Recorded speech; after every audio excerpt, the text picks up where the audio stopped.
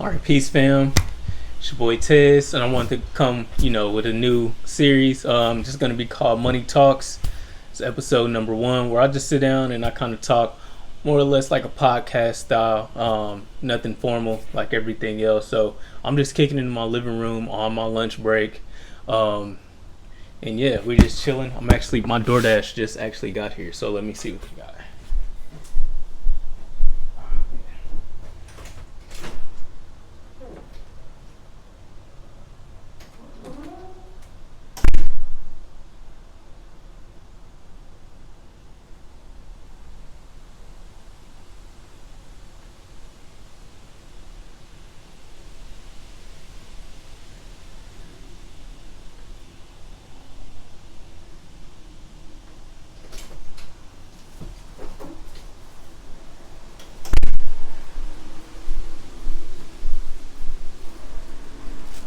All right, I'm gonna go wash my hands. I got a bit of a rant for you guys right now. This is fucking insane.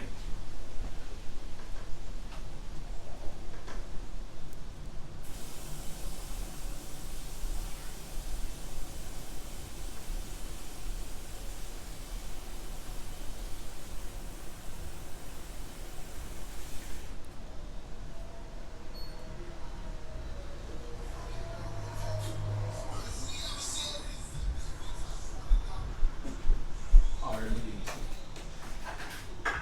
here I come, y'all.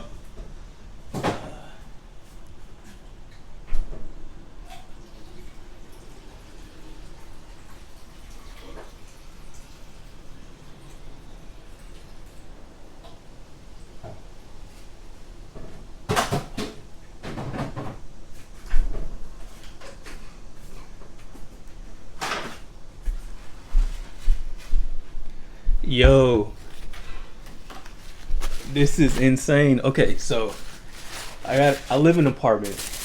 I got like a building, like a typical apartment building, I guess you could say.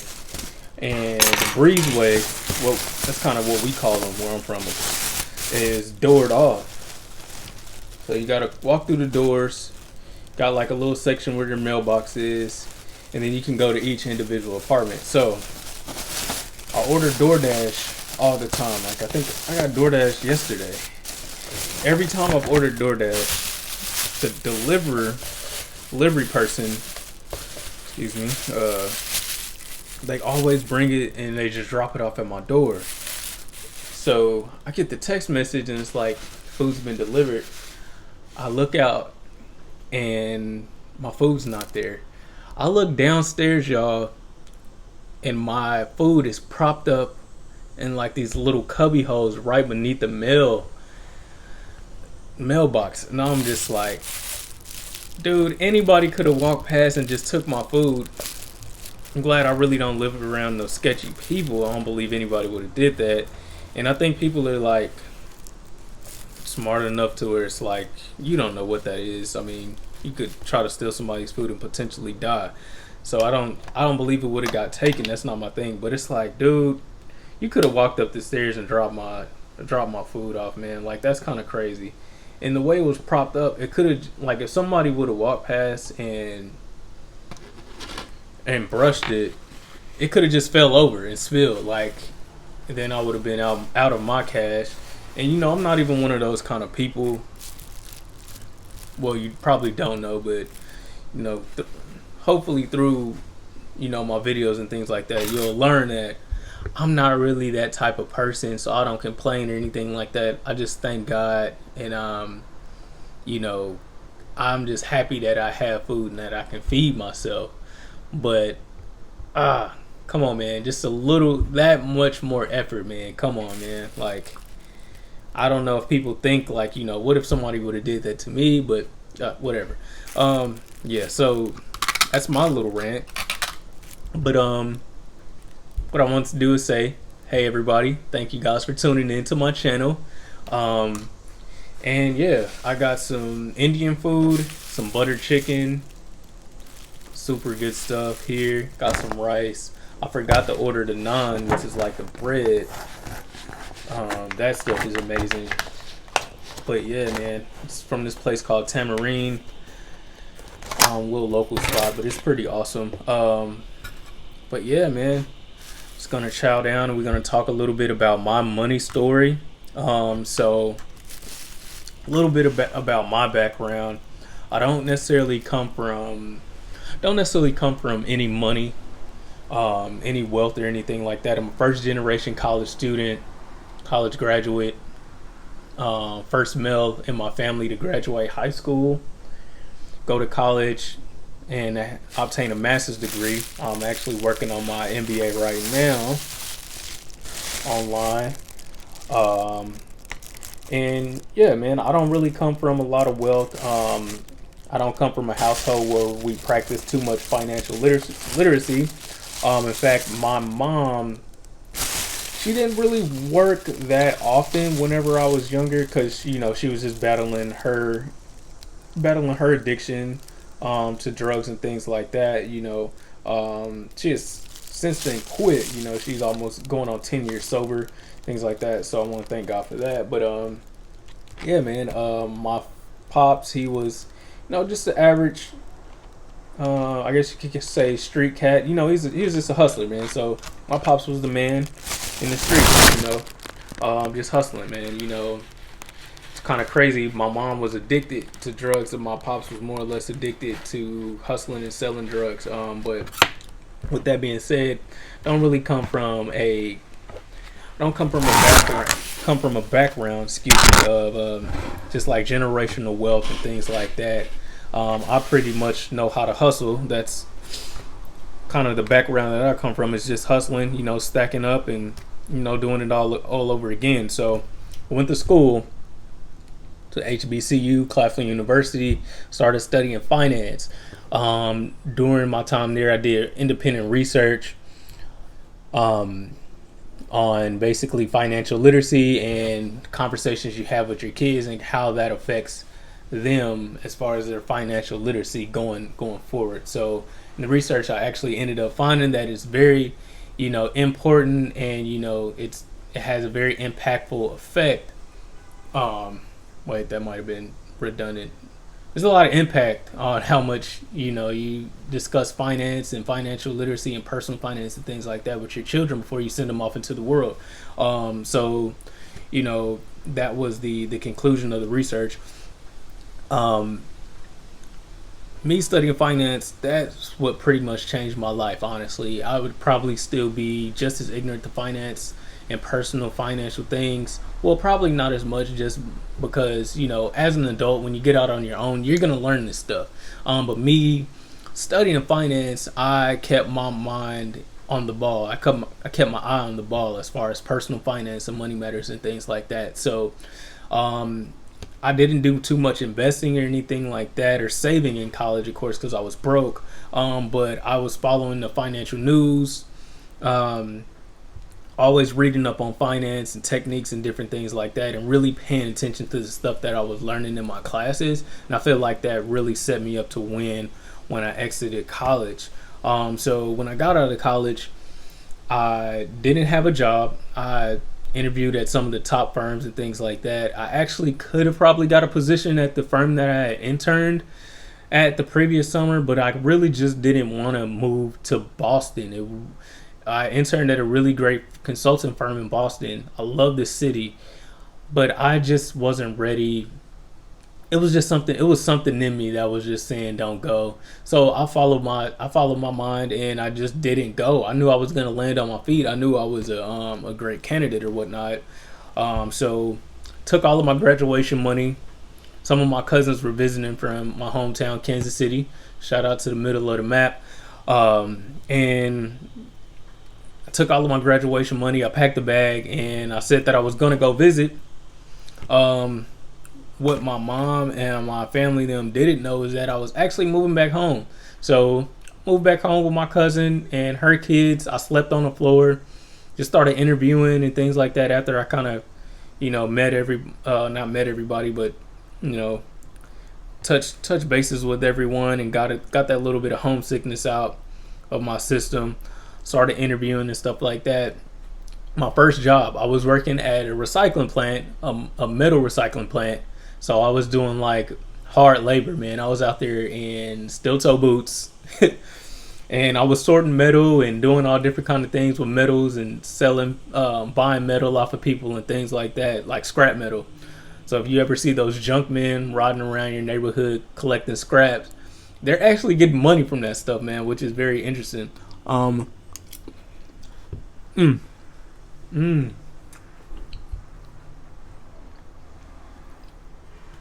Oh man, excuse me.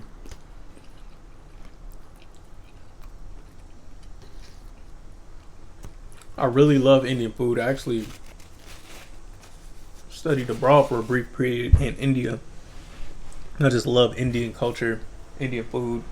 Hopefully one day I'll return, go visit, take my family there. But yeah, so where was I? Working at the scrap metal place. They wanted I was through a temp agency, saved all of my checks up. They wanted to hire me on full time. Right around that time, I got a job at a bank. So quit that, started working for the bank. All the money I had saved up, got an apartment. I thanked my cousin, cut her a little bread for bills and stuff like that, and moved into my own place. Tezzy's grown now, right? So, first little place was a studio. It's like a little loft or whatnot.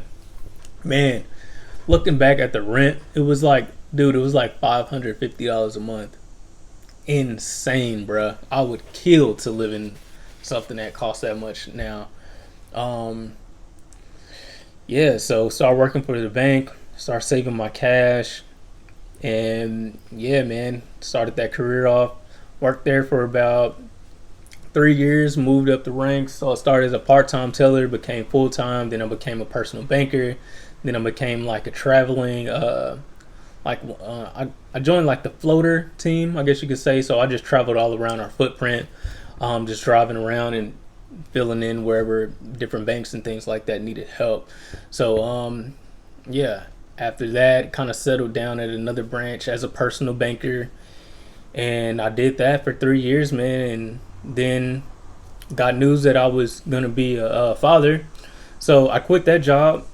In the process of applying to grad school, took all of my cash that I had saved up, and we moved back to the East Coast, man. We wanted to be close to our family, so I always knew I was gonna land on my feet. There's one thing about growing up in the kind of situation that I grew up in, it's that when you know how to hustle, it's like teaching a man to fish versus giving him a fish. When you know how to hustle, man, even if I didn't get a job, I was going to be able to fend for my family, fend for myself, and provide.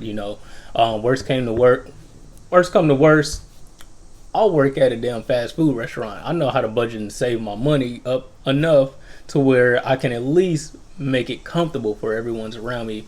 Although, minimum wage and things like that does need to increase, man. I could only imagine people that only have that option to live off of, and are trying to raise a family off of that, man. No one should have to live like that.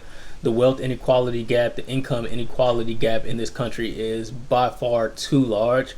But yeah, man, sometimes you have to do what you have to do. And me coming from the situation that I come from, I'm always prepared to do what I have to do to survive and to provide for my family. I will go without any of the luxuries or amenities that I have, whether that be a cell phone, new shoes, whatever, just to provide for my family. So quit that job, survival mode, moved out here next to my fam, kind of kicked it for a little bit, automatically started applying to jobs as soon as I touched the ground, of course. Got a temp job working for a bank out here. Yeah, so much for those temp jobs. It was okay. It's like a data entry in the fraud department or something like that. Let me stop lying. It really wasn't okay, guys. I fucking hated that thing. It provided, so I saved up all of my checks again. Applied for a position with the firm that I'm working for now, one of the greatest mutual fund companies in this country, in operation since 1931. So that kind of hints what company I work from, work for if you can do a little bit of digging. And now I work in shareholder services. I'm going on 2 years here. The pay is great. The All of the benefits are wonderful. My fam is not wanting for anything. We eat out on the weekends. That's like our luxury. I get the opportunity to buy my daughter whatever she wants. Buy gifts for my girlfriend, and yeah, we're just living comfortable. I get to invest in my personal business, my small business, uh, Shea Butter Network.org. We sell all natural products and skincare. All natural skin and hair products and things like that. 100% natural, non-GMO, all organic. Some of the cheapest products online that you'll find for like natural hair. So like argan oil and hemp seed oil and things like that, man. If you look in the stores, that stuff is one, super high. And two, if you look on the ingredients, it's always cut with some type of other oil like sesame oil and things like that. So I mean, I'm not a person that wants to have like a cut product. I like A1, 100%, pure stuff when I'm dealing with things like that. I hate the false advertisement. So yeah, I'm investing in my business, saving. I'm actually gonna be starting a new series, I guess you could say, or just come out, unveil like my new strategy for the everyday person, and how do you actually begin to build wealth and stockpile your assets and things like that. Because one thing I've noticed, man, the trick is they want you to spend your cash, right? So commerce, that's the name of the game in this country. Everything that you're on, the apps and websites, excuse me, is built towards getting you to spend your money. So I've kind of developed this new method. Well, it's really it's not new. I put a name on the method and then I'm going to unveil it. It's called One In, One Out, All Money In Lifestyle. And hopefully it'll be the basis for a book that I'll eventually write. But society nowadays, everything is geared towards getting you to spend that money. A big part of this method is discipline.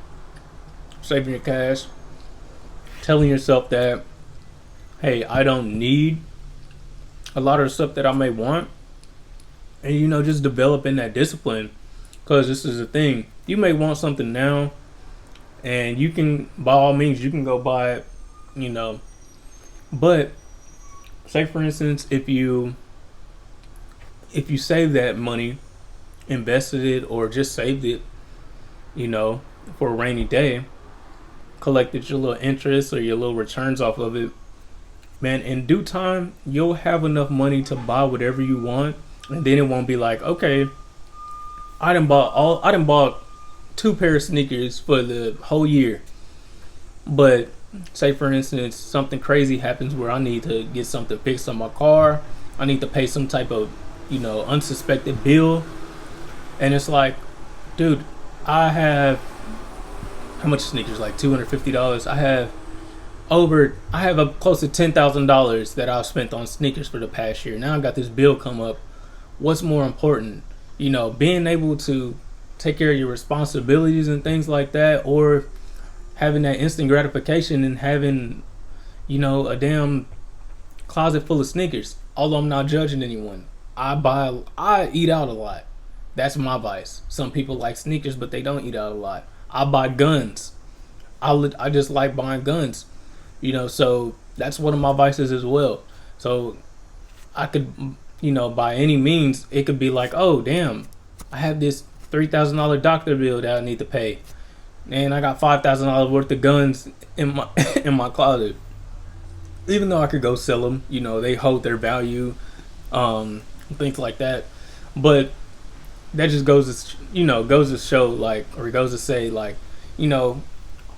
there's decisions to be made, and there's discipline in these decisions that we make as far as our money is concerned, and keeping our money and holding on to our money, and not falling victim to the system, and just like falling victim to commerce and things like that. So all money in, one out rule. Gonna be my next little special project I'm working on. Excuse me. But yeah, now I'm at a point where I've been looking into investing in the different real estate and stuff like that. And oh my God, it's a whole nother can of worms, guys. I've spent over, it's not a lot of money, probably over $1,000 on real estate that I didn't end up buying just to get into the deal. So one thing when you're buying these houses that you potentially want to buy and add to your portfolio, you got to get inspections. You got to pay for a lot of other costs associated with it. You got to go see the house, you know what I'm saying, and different things like that. So I've looked at many of deals, got them inspected, then something comes up with either the financing, specifically with one deal. I was about to buy like a townhome. The townhome, you know, of course, they're connected to all different, it could be like a row of townhomes per se. I was trying to buy one. The whole group of townhomes, these people didn't have like a master insurance policy on it. So if one burns down and affects mine, there's no insurance to protect anything. Or if the roof needs fixing for the entire structure, there was nothing in place to handle those type of deals. And the lender I was going through, they won't finance it if they can't prove that type of stuff. So, excuse me. So that deal fell through. Spent all my money on inspections and things like that for that just to fall through. Had another deal. House looks cool. It's a very old house, but there were some things that came up in the inspection. You know, after seeing that, I had to pull out of the deal, y'all. Just wasn't gonna buy a mystery home, no matter how good it looked.